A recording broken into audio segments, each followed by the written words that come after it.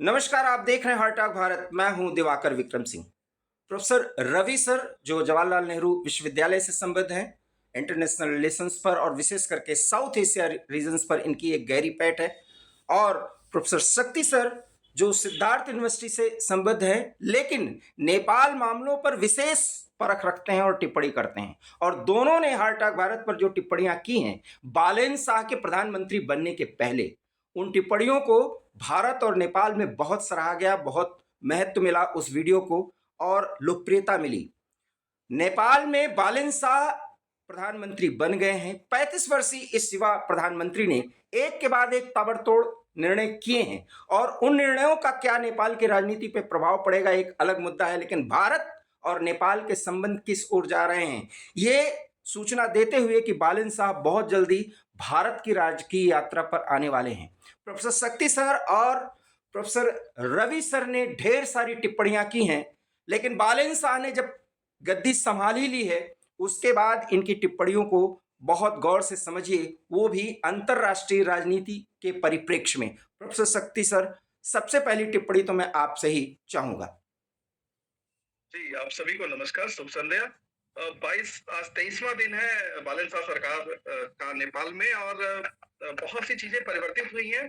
काफी हलचल है भारतीय राजनीति और घटनाक्रम में, जिसमें 3 बड़ी घटनाओं का मैं जिक्र करना चाहूंगा। एक तो नेपाल बॉर्डर पे इस वक्त भारत से संलग्न लगभग 750 किलोमीटर का ये बॉर्डर है और जैसा कि हम लोग कहते आए कि रोटी बेटी का संबंध है, लेकिन अभी आज के डेट में एक नया कानून इन्होंने बना दिया है जिसके तहत 100 रुपए से ऊपर के सामान जिसकी मूल्य 100 रुपए है, 100 रुपए से ऊपर के सामान अगर कोई नेपाली या भारतीय नेपाल बॉर्डर पे लेके जाता है, यानी नेपाल में लेके जाता है, तो उसे भंसार देना होगा। भंसार का मतलब होता है कस्टम देना होगा और वो 5% से लेके 80% तक अलग अलग वस्तुओं पे रखा गया है। अब समस्या ये सीजन चल रहा है शादी का, तमाम सारे लोग अपने शादी ब्याह की भी चीजों को ले जाते हैं और अ, दूसरी चीज नेपाल में बहुत सी चीजें मैन्युफैक्चरिंग तो होती नहीं है, आपको मालूम है। अगर आप बॉर्डर देखेंगे तो नेपाल से लगे भारतीय बॉर्डर पे भारतीय बाजार बहुत रिच रहा है और भारत से लोग ले जाते रहे हैं और जीवन निर्वाह की चीजें हैं। अब ये कस्टम ड्यूटी इतनी बड़ी देना और भंसार कार्यालय अलग होता है, थोड़ी दूर पे होता है, वो बॉर्डर से दूर। तो जो मधेसी हैं या जो भी लोग हैं उनको बॉर्डर क्रॉस करके फिर भंसार कार्यालय यानी कस्टम ड्यूटी कार्यालय में जाकर उसका टैक्स देना पड़ रहा है और उनकी जो मूल्य है वो बढ़ जा रही है उसके कारण। तो जो नेपाल में आसान था वो कठिन हो गया, एक तो ये है। दूसरा, पेट्रोल के दाम लगभग 140 रुपए हो चुके हैं आज की डेट में। तो यानी हमारे यहाँ से 50% बढ़ गए हैं। अभी वो कह रहा है कि नेपाली लोग अपनी गाड़ी बाइक भारत में आकर डीजल पेट्रोल भरवा रहे हैं।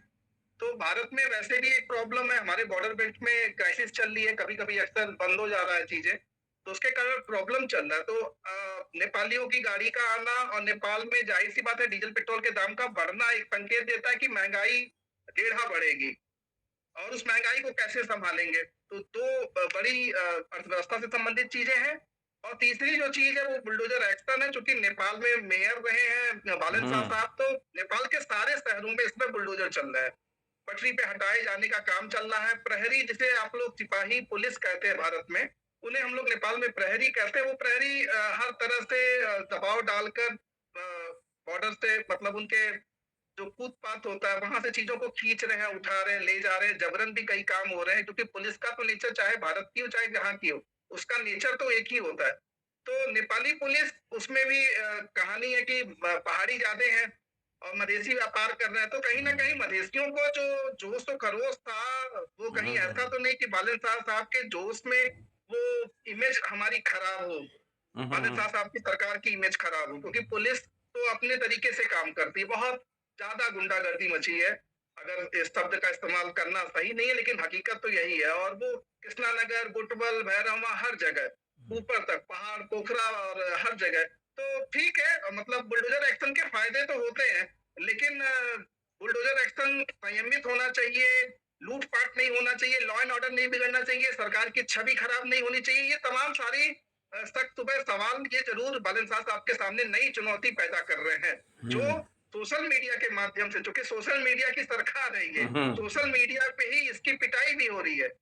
जिस तरीके से जोशो खरोश से इनका स्वागत किया था, उसी जोशो खरोश से आज इनको चुनौतियां, आलोचना और अवहेलना का सामना करना पड़ रहा है। बिल्कुल। तो ये सोशल मीडिया वाली जेनजी एक नई चुनौती का सामना भी इनको दे रही है। तो बालन साहब चौतरफा घिरे हैं, फॉरेन पॉलिसी को लेके भी चीन और अमेरिका और सर मैं भारत इस पर तीनों की आऊंगा, टिप्पणी चल रही है। मैं इस पर आऊंगा चूंकि प्रोफेसर शक्ति सर के पास जानकारियां हैं। लेकिन मैं आपको याद दिलाऊं कि सर आपने ही कहा था कि बहुत संभल के चलना होगा। और याद करिएगा जब मैं एंकर में ये बोला था कि चुनौतियां इसलिए आएंगी क्योंकि उनके पास अनुभव की कमी है। मैं दूसरे सवाल पर आऊं उसके पहले रवि रमेश सर से एक बहुत महत्वपूर्ण बात पूछ लूं। दक्षिण एशिया में बालेन शाह नेपाल में और तारिक रहमान बंगाल में, बांग्लादेश में, और दोनों भारत का संबंध बताने की जरूरत नहीं है। प्रोफेसर रवि सर, जो बदलाव हो रहा है भारत के संदर्भों में, आप इसे किस नजरिए से देख रहे हैं? चाहे इन दोनों देशों में इंटरनली हो रहा हो और चाहे कनेक्ट हो रहा हो भारत से इनके जो सरोकार हैं उसके बाद के जो रिपरकर्शन हैं। जी सर। धन्यवाद। नमस्ते दिवाकर जी और हार्ट टॉक के सभी दर्शकों को नमस्ते। देखिए अभी तो बहुत कुछ स्थिति स्पष्ट नहीं कही जा सकती। ऐसा कुछ किया नहीं। बालन शाह की पहली विजिट भारत की शेड्यूल्ड है, इसी महीने शायद 27-28 तक हो सकती है। लेकिन जो इनिशियल संकेत उन्होंने दिए नेपाल ने अपनी विदेश नीति के ओवरऑल, जी। तो वो balanced and dynamic foreign policy का संकेत तो देते हैं, जो कहीं न कहीं से पंचशील और नॉन अलाइनमेंट की पॉलिसी से जुड़ा कि we will not be a partner with any security और मिलिट्री अलाइनमेंट, हम अपनी इंडिपेंडेंस मेंटेन रखेंगे। ये थोड़ा आइडियल लगता है, क्योंकि युवा है तो आइडियलिज्म इस सरकार पर बड़ा हावी सा लग रहा है। जैसे प्रोफेसर शक्ति जी ने बताया कि जिस तरह से भारत में एक नायक फिल्म आई थी अनिल कपूर की कि वो ओवरनाइट सब बदल देंगे, तो वैसा संभव नहीं है, क्योंकि हर अर्थव्यवस्था में एक पैरेलल अर्थव्यवस्था चलती है। ये जो ठेला लगाते हैं वो करते हैं, खैर इस पर शक्ति जी बताएंगे। मैं जो विषय देख रहा हूँ कि उन्होंने न्यूट्रलिटी की कोशिश की है अभी कि हम चाइना, भारत या किसी भी मेजर पावर के साथ डायरेक्ट अलाइन नहीं करेंगे, बट उनके जो विदेश मंत्री भी खनल है, शिशिर खनल, वो यही जोर दे रहे हैं कि हम सारी साउथ एशिया के देशों से और साथ ही ग्लोबल सुपर पावर से अपने नेशनल इंटरेस्ट को ध्यान में रखते हुए एक अपने कॉन्स्टिट्यूशनल मैंडेट को लागू करते हुए नॉन आइडियोलॉजिकल अलाइनमेंट करेंगे। अब ये नॉन आइडियोलॉजिकल शब्द जब वो प्रयोग कर रहे हैं तो दो बातें यहाँ दिखती हैं। एक तो वो कह रहे हैं कि भाई हम कम्युनिस्टों की चाइना की कम्युनिस्ट आइडियोलॉजी के साथ नहीं जाएंगे, हालांकि चाइना भी पूरी तरह कम्युनिस्ट आइडियोलॉजी नहीं फॉलो करता। दूसरी तरफ वो ये भी कहना चाहते हैं कि हम भारत की हिंदू विचारधारा के साथ भी नहीं जाना चाहते। ये भी उसमें हम we read between lines and words. अब इकोनॉमिक डिप्लोमेसी उनके सामने मेन चैलेंज है जी। कि भारत और चीन दोनों ही जब तक ये अपना स्टैंड नहीं क्लियर करेंगे, कोई भी खुल के इनकी मदद नहीं करेगा जी। ये इनके नॉन अलाइनमेंट के चक्कर में अपना ही नुकसान करेंगे जी। जबकि भारत ने सहृदयता दिखाते हुए अभी के इस बार 26 के बजट में भी इनको 800 करोड़ दिया, जो कि पिछली बार से अधिक है। हमने बांग्लादेश जैसे देशों का घटाया, उस पर मैं आने वाला हूँ, लेकिन नेपाल का बजट हमने बढ़ाया, शायद 825 करोड़ हमने इनको दिए। और भी कई infrastructure project, hydro electric project में इन्वेस्टमेंट का हमने वादा किया और ह्यूमन रिसोर्स डेवलपमेंट में मदद करने का वायदा किया है नई सरकार को। तो एक प्रधानमंत्री नरेंद्र मोदी एक ट्रांजैक्शनल पार्टनरशिप का संकेत दे चुके हैं। वो सबसे पहले नेता थे विश्व के जिन्होंने इन्हें बधाई भी दी। तो लेकिन अभी बालन शाह और उनकी जो टीम है बहुत क्लैरिटी के साथ नहीं आ रही है पॉलिसी मैटर पर। बिल्कुल, मैं यही रोकूंगा सर। ये कैबिनेट लेवल पर डिसीजन लेके आप फटाफट लागू कर लो, लेकिन जब एक विद्वान है जेएनयू के ही मेरे मित्र कोरियन विषय के एक्सपर्ट हैं अभिषेक रंजन जी, उनका कहना था कि जब पॉलिसी की बात आएगी ना तब असली चेहरा इनका सामने आएगा। बिल्कुल, बिल्कुल और अभी भी वही इन्होंने कोई पॉलिसी बनाई मेजर, ना कोई पॉलिसी डील कर रहे हैं। वही इसी तरह से आशंका वही आशंका रवि सर मेरे मन में भी थी और याद करिए बराबर आप दोनों से मैं यही सवाल कर रहा था क्योंकि अनुभव का बड़ा महत्व होता है। प्रोफेसर शक्ति सर बहुत इंटरेस्टिंग बात आप कर रहे थे कि किस तरीके से गुंडागर्दी मच गई और इसी को प्रकारांतर से कहें तो इसी को अराजकता कहते हैं। व्यवस्था में एक अराजकता की स्थिति है और ऐसे में जो शक्तियां इस जेंजीज के आवरण को हटाना चाहेंगी या उसे ध्वस्त करना चाहेंगी वो सक्रिय हो जाएंगी। उन परिस्थितियों में चाइना का बहुत ज़्यादा एक्टिवेट होना स्वाभाविक है और मेरा मायने और मतलब समझ रहे होंगे। हालांकि ये सवाल मुझे रवि सर से करना चाहिए था क्योंकि बालेन साहब बराबर का संबंध भारत, चीन, यूरोपीय यूनियन और अमेरिका सबसे रखना चाहते हैं और ऐसे में बालेन शाह जो इसको कहते हैं ना ओवर स्मार्ट बनना, हर एक देश का जो डीप स्टेट है वो उन्हें पकड़ ले रहा है। प्रोफेसर शक्ति सर। जी मैं कहना चाहूंगा कि नेपाल हम लोग कई सालों से देख रहे हैं, जी बचपन से देख रहे हैं। राजा वीरेंद्र के समय से और मुझे लगता है कि नेपाल अपनी जब भी एक्टिव पॉलिटिक्स करता है तब से नेपाल का ये पॉलिटिक्स रहा है कि वो दो पहाड़ों के बीच ऐसा वो चमन बनाना चाहता है कि वो संतुलनकारी फॉरेन पॉलिसी रखना चाहते हैं। वो उसमें कोई बुराई नहीं है, हर मुल्क अपना फॉरेन पॉलिसी रखता है नफा नुकसान तौल के फायदा रखने के लिए, हम उसको गलत नहीं मानते। जी जी लेकिन जैसे चाइना की जहां तक बात हम लोग करते हैं, चाइनीज हस्तक्षेप बढ़ने की बात, चाइना इतनी आसानी से जिस तरीके से विगत 15 सालों में अपना पकड़ बनाया था नेपाल पे, वो संतुलन पे आएगा नहीं क्योंकि वो आगे अग्रिम बढ़त बना के बैठे हुए हैं। तो ये तो अभी फॉरेन पॉलिसी थोड़ी सी हमें वेट एंड वॉच करनी पड़ेगी कि किस तरह से परिवर्तन करते हैं। क्योंकि भी आज मैं न्यूज देखा था कि अमेरिका में अमेरिकन को इनवाइट कर रहे हैं, ऐसा मुझे पक्का साक्ष्य नहीं है लेकिन ऐसी खबर आई है कि यूरेनियम के उसको प्रोसेसिंग करने के लिए यूरेनियम को वो अमेरिका को इनवाइट कर रहे हैं और अमेरिका का आने को किसी भी हाल में चाइना एक्सेप्ट नहीं करेगा। तो अब थोड़ा सा हमें महीने 15 दिन और हमें देखना होगा जिस तरह से वो विदेश राजदूतों को बुलाकर उन्होंने बैठक की और एक चूंकि बिल्कुल पुराने स्ट्रक्चर को हटा के वो नया दिखाना चाह रहे हैं लेकिन कुछ नया होता नहीं है।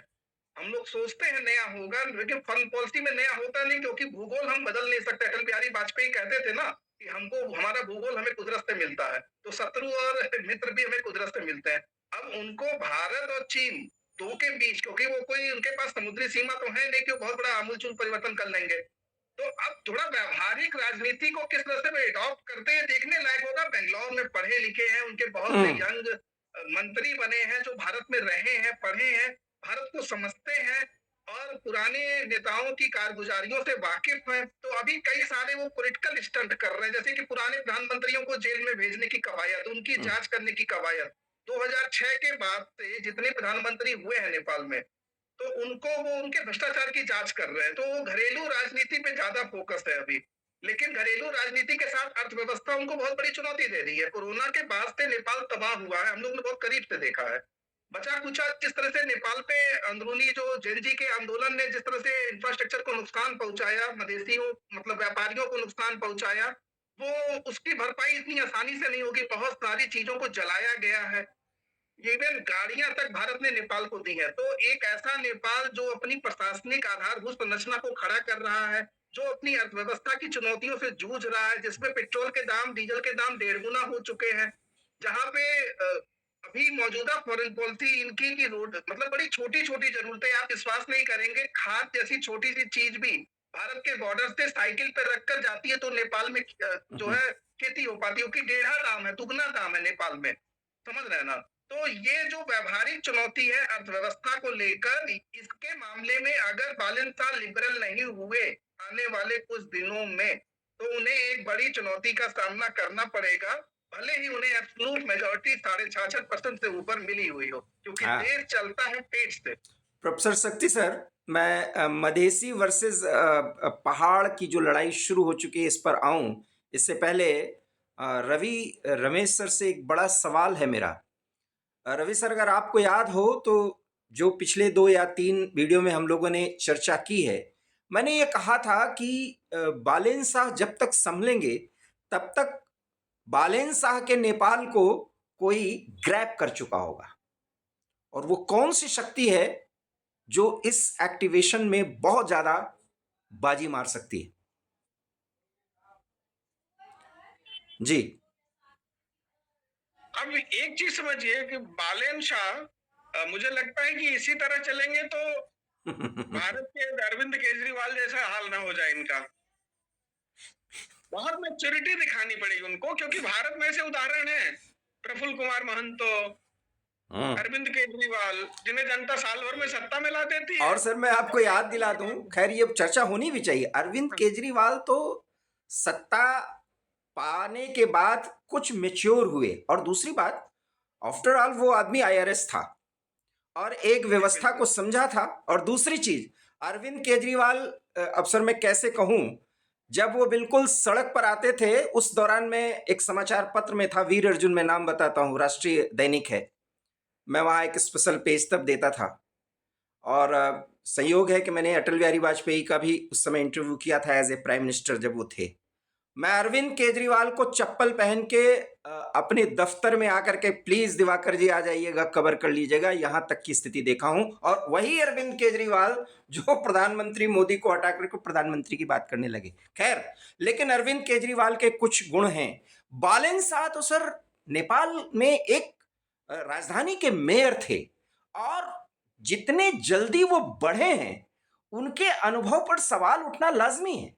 बहरहाल हम सवाल पर आते हैं, क्योंकि कोई भी व्यक्ति हो उसके पीछे एक व्यवस्था रहती है। बहुत बड़ा सवाल तो यही है प्रोफेसर शक्ति सर, चूंकि आपके पास बहुत जानकारियां हैं, जो उनको मैकेनिज्म प्राप्त हुआ है या जिससे वो जुड़ रहे हैं, वो सब तो पुराना ही है।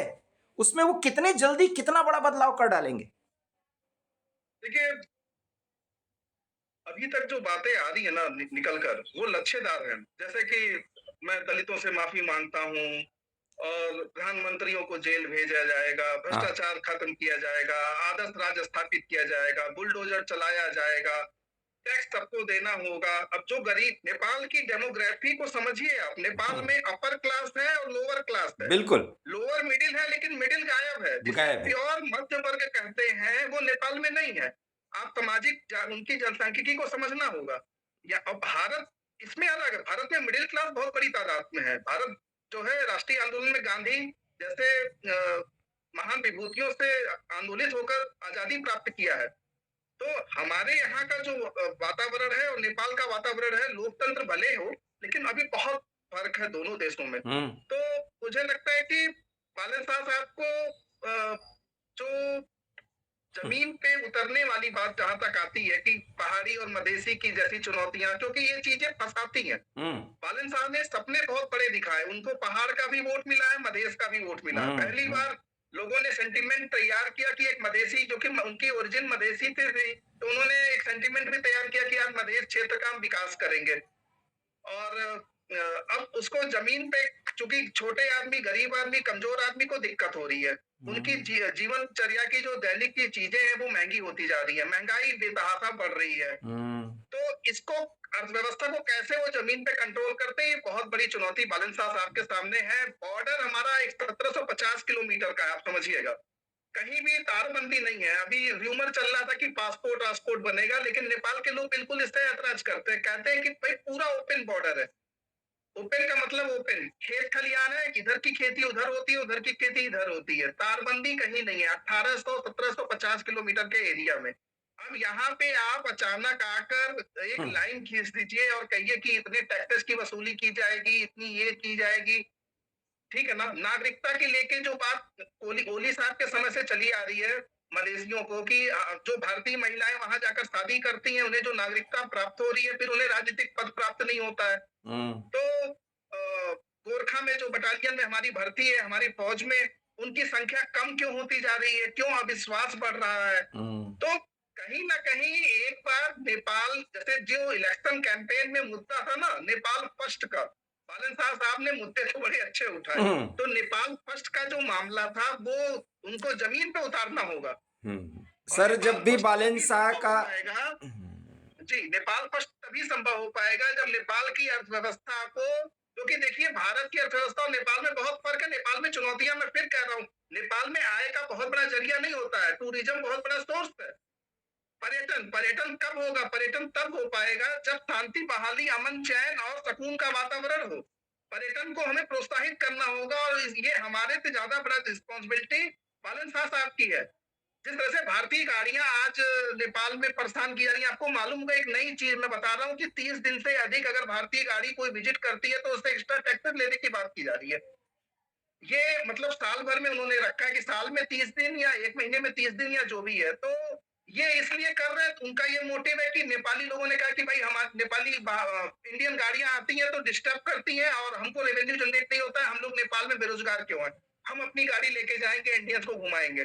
तो देखिए पर्यटन के मामले में नेपाल बहुत समृद्ध है, बहुत खूबसूरत है, देवी देवताओं के मंदिर से, पहाड़ों से, और आबादी बहुत कम है आज भी। पहाड़ को बहुत अच्छे से बचा के रखा है। लेकिन अब बालन शाह साहब को पर्यटन की अर्थनीति को बेहतर करने के लिए मजबूत कदम उठाने होंगे जो अभी तक झलका नहीं। नेपाल में खौफजदा वातावरण उन्होंने खड़ा कर दिया, दुर्भाग्य है। प्रोफेसर वातावरण को हटाना उनकी जिम्मेदारी है। प्रोफेसर रवि सर, आर्थिक पक्ष पर एक विषय यहाँ जोड़ता चलूं शक्ति सर के साथ कि नेपाल जो है आने वाले 24 नवंबर 2026 को ड्यू है लीस्ट डेवलपिंग कंट्री की लिस्ट से ग्रेजुएट होने के लिए। अब लीस्ट डेवलपिंग कंट्री की लिस्ट से बाहर आने के लिए आपकी ग्रॉस नेशनल इनकम जो पर कैपिटा इनकम होनी चाहिए वो 1306 रुपए होना चाहिए, वो थ्रेशोल्ड है। जो अभी बॉर्डर लाइन पर है उनका 1300 सिर्फ है, अभी भी $6 वो कम पड़ रहे हैं। अच्छा, ये $6 मायने रखते हैं? नेपाल के हर आदमी की इनकम आप देखिए कि 540 रुपए अचानक बढ़ जाए, आसान नहीं। फिर ह्यूमन एसेट, तो ह्यूमन एसेट इंडेक्स जो होता है ग्रेजुएशन थ्रेशोल्ड वो इनका हो चुका है 76.3 है, जो 66 का मानक है। वल्नरेबिलिटी इंडेक्स जो है जिसमें इकोनॉमिक और एनवायरमेंटल वल्नरेबिलिटी को मापा जाता है, ये जो सबसे major area, major challenge Nepal सामने है, वहां अभी भी ये 32 के मुकाबले 29.6 पर ही है। तो 3% लगभग नवंबर तक इनको उस वल्नरेबिलिटी इंडेक्स में भी ऊपर जाना है। तो इनका जो एलडीसी को मीट आउट करने का चैलेंज है वो स्वयं खतरे में दिखेगा अगर इस तरह से चलेंगे। महंगाई बढ़ेगी, गरीबी बढ़ेगी। तो एक जो सुनहरा मौका नेपाल के पास इस वर्ष लगभग 24 देश ऐसे 12 देश हैं विश्व के जो इस वर्ष से लेकर फरवरी तक जो है एलडीसी की लिस्ट से यूनाइटेड नेशंस ऑर्गेनाइजेशन उन्हें बाहर करने वाला है, ग्रेजुएट करने वाला है। तो ये नेपाल के सामने एक चैलेंज रहेगा कि अपनी पर कैपिटा इनकम बनाए, एनवायरनमेंट को बचाए रखे, साथ ही इकोनॉमिक एक्टिविटीज को उतनी ही बेहतरीन ढंग से संचालित करते रहें। नहीं तो ये विवाद और झगड़े में उलझेंगे तो आप देख रहे हैं जिस तरह से वल्नरेबल है आज पश्चिम एशिया, और पाकिस्तान जिस तरह से उसमें इन्वॉल्व हो रहा है। और अभी जो इंडिकेट किया जा रहा है कि कहीं न कहीं से अमेरिका आज कहीं भी अपना एक स्टेशन बनाना चाहता है, कहीं भी एक एनरिचमेंट प्लांट बना लेना चाहता है। ये सारी बातें जब चल रही हैं, नेपाल ने अगर इस तरह से जो इंट्रूडर्स हैं जिन्हें बाहरी ताकतें कहते हैं किसी भी रीजन में इंटरफेयर करने वाली, वो अगर लाएगा तो नेपाल बहुत वल्नरेबल हो जाएगा। फिर चाइना से डायरेक्ट कॉन्फ्रंटेशन हो जाएगा अगर अमेरिका को बुलाएगा, और अगर चाइना को बुलाएगा तो भारत से डायरेक्ट कॉन्फ्रंटेशन में नेपाल आने की स्थिति में रहेगा, और ये नेपाल की दुर्दशा ही करेगी। बांग्लादेश ने सबक सीख लिया है। इन्हीं परिस्थितियों में रवि सर, बहुत चूंकि हमें बहुत ज्यादा बातें करनी है इस पर, बालन साहब भारत आ रहे हैं, पहली मीटिंग प्रधानमंत्री के साथ होगी, एक ऐसे नेता के साथ जो वैश्विक स्तर पर किस स्थिति में है, जहां तक वैश्विक राजनीति का संबंध है ये आप समझ रहे होंगे, जिसपे अब कहा जा सकता है कि डोनाल्ड ट्रंप हफ्ते में 2 बार बात करते हैं, ऐसी सूचना है, हालांकि आधिकारिक नहीं है। उस व्यक्ति के साथ बालन शाह मिलेंगे और यूथ को तो प्रधानमंत्री प्रमोट करते हैं, और जबकि वो एक देश का प्रधानमंत्री हो, उन परिस्थितियों में प्राथमिक स्तर से दोनों की बातचीत के क्या एजेंडाज हो सकते हैं? आपसे पहला सवाल, और इसी सवाल पर शक्ति सर से भी मैं जवाब चाहूंगा। जी एक तो जो सबसे पहला इनकी जो भारत के साथ फॉरेन पॉलिसी है वो ये अब पॉलिटिकल सर्वाइवल की जगह इकोनॉमिक ग्रोथ और इंटरनल रिफॉर्म्स को लेकर भारत से एंगेज होना चाहते हैं। गवर्नेंस में इनको भारत से मदद चाहिए, अपनी ब्यूरोक्रेसी को कैसे और प्रोफेशनल बनाएं, और चूंकि अब एआई और टेक्नोलॉजी का जमाना आ गया तो ये अपना डिजिटल इंफ्रास्ट्रक्चर डेवलप करने में भारत से बड़ी मदद चाहते हैं। लेकिन ये मदद करने का जो उनका इंटेंशन बन रहा है, जो उन्होंने एक रेसिप्रोकल आउटकम बेस्ड पार्टनरशिप की बात की है, वो हालांकि प्रधानमंत्री मोदी हमेशा से नेपाल के लिए उदार रहे हैं। उनकी प्रधानमंत्री बनने के बाद यात्रा भी उन्होंने पहली नेपाल की, तो वो हमेशा से उदार रहे हैं। भारत की सांस्कृतिक संबंधों को देखते हुए हम हमेशा नेपाल के प्रति एक बहुत सहज भाव रखते हैं। ये हमने पिछले वीडियो में भी चर्चा की थी। जी जी। लेकिन ये वाइब्रेंट ब्रिज की जो बात कर रहे हैं और रीजनल ट्रेड की बात कर रहे हैं, रीजनल ट्रेड में वो क्या चाहते हैं? क्या वो सारे सार्क नेशंस को एंगेज करेंगे? राइट। अब सार्क अपने आप में एक बिखरा हुआ परिवार इस समय बिखरा। है, जहां पाकिस्तान, बांग्लादेश, भारत, एक श्रीलंका, कोई भी एक दूसरे के साथ ठीक से विश्वासपूर्ण ढंग से बैठने को तैयार नहीं है। तो ये थोड़ा सा टेक्निकल होमवर्क और प्रोजेक्ट डिलीवरी का जो मामला है उस पर बात हो सकती है। टेक्नोलॉजिकल शेयरिंग और जैसे एक विषय और है अभी, स्कूल बसें, स्कूल वैन्स जो है भारत से जाती है नेपाल में ज्यादातर, वहां बनती नहीं है, तो वो जारी रहे। उनको और एड मांगेंगे भारत से, और आर्थिक अनुदान मांगेंगे। भारत पहले ही 800 करोड़ दे चुका है। हो सकता है भारत एक पैकेज उन्हें दे, अगर वो भारत से सहयोग की भावना रखेंगे तो। क्योंकि बांग्लादेश ने सिग्नल दे दिया, उनके विदेश मंत्री आए, मिलके गए, और वो कब मिले? जब हमने 120 करोड़ से 60 करोड़ और 60 में से 30 करोड़ ही सिर्फ उनको इस साल दिया। हमारी जो विदेशी सहायता राशि है, जो लगभग हम सारे देशों को मिला के 32,000 करोड़ की, 3,200 करोड़ की दे रहे हैं जो ऐसे छोटे देशों को, उनमें से जब पैसा घटा दिया और सारे प्रोजेक्ट्स जो है, अब पहले बहुत विरोध किए कि भाई इलेक्ट्रिसिटी प्रोजेक्ट जो वहां अडानी ग्रुप और अन्य ग्रुप के चल रहे हैं, उन पर उनको बाहर किया जाए, लेकिन अब देख रहे हैं वो हटते ही अंधेरा हो जाएगा।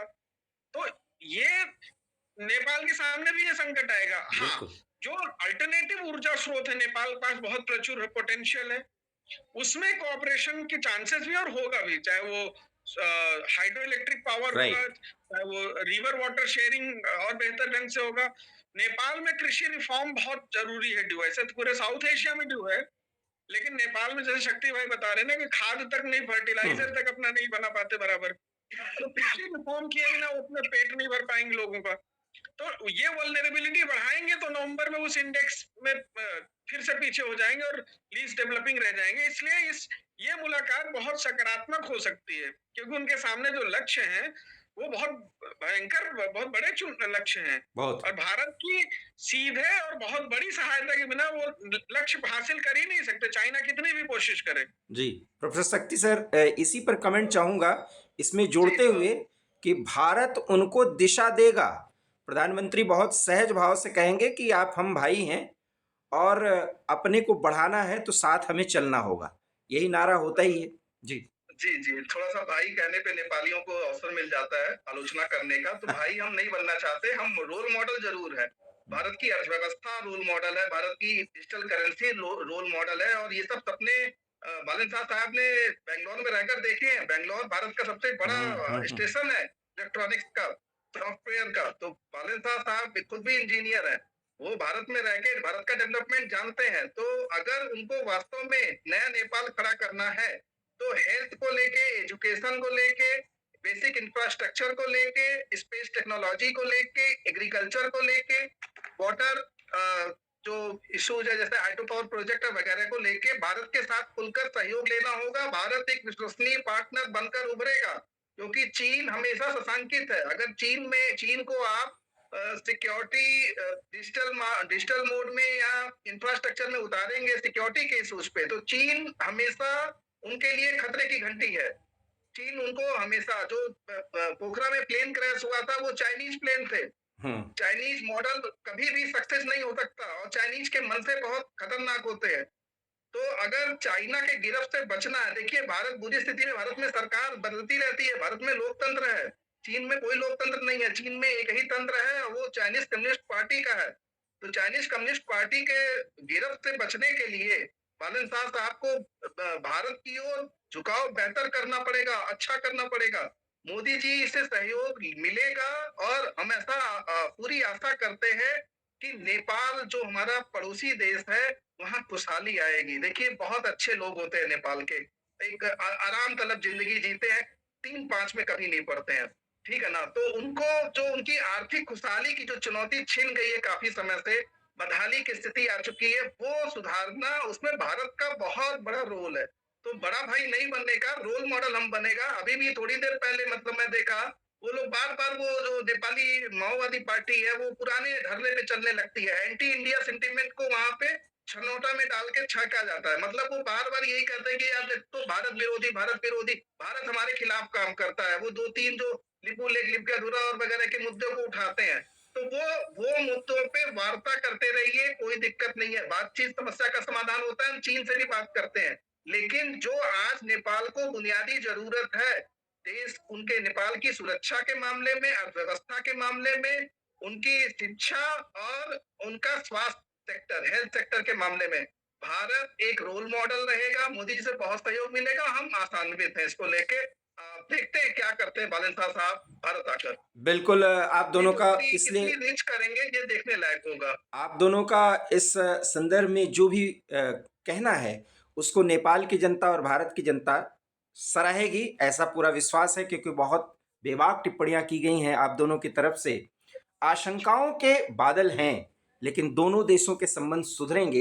प्रोफेसर शक्ति सर ने एक बहुत बड़ी बात कही है कि भाई कहने पर हो सकता है वो बुरा माने, हालांकि भाई का मतलब है कि बराबरी का संबंध, लेकिन रोल मॉडल भारत को बनाना है, क्योंकि भारत रोल मॉडल बनने लायक है। और जैसा कि रमेश सर ने बोला कि नवंबर तक अपने को सुधारना है, अपने इंडेक्स स्तर को पूरे दुनिया में अगर दिखाना है कि वो उनका स्तर, जीवन स्तर ऊंचा उठा है और गरीबी से वो ऊंचा अपने को उठाना चाहते हैं, तो प्रयास करना होगा। बिना भारत के सहयोग से ऐसा हो नहीं सकता। नेपाल से जो लोग देख रहे हैं हमारे इस वीडियो को, और भारत से भी जो लोग देख रहे हैं, इस पर प्लीज़ टिप्पणी करें और आपके हर एक सवाल का हम जवाब लेंगे। और अगला वीडियो हम आपसे वादा करते हैं कि जब बालन शाह आएंगे जाएंगे, उसके पहले एक वीडियो हम जरूर बनाएंगे, और बालन शाह के यहाँ से बातचीत करने के बाद, प्रधानमंत्री से मिलने के बाद जो बातें आएंगी उस पर दूसरा वीडियो बनाएंगे। लेकिन तब तक इंतज़ार कीजिए, और इन दोनों विद्वानों पर जो बातें आपको सूट करती हूँ आप टिप्पणी में पूछिए, और इनसे जितने भी सवाल कर सकते हैं आप करिए, क्योंकि दोनों नेपाल के मामलों को बहुत अच्छी तरीके से परखते हैं और बेबाक टिप्पणी करते हैं। आप दोनों ने हार्ट टॉक भारत के साथ बातचीत की, बहुत बहुत धन्यवाद, नमस्कार। और हमारे चैनल हार्ट टॉक भारत को इसी तरीके के कंटेंट के लिए अगर आप पसंद करें तो प्लीज़ इसको शेयर करें, वीडियो को लाइक करें और हमारे चैनल को सब्सक्राइब करें। नमस्कार।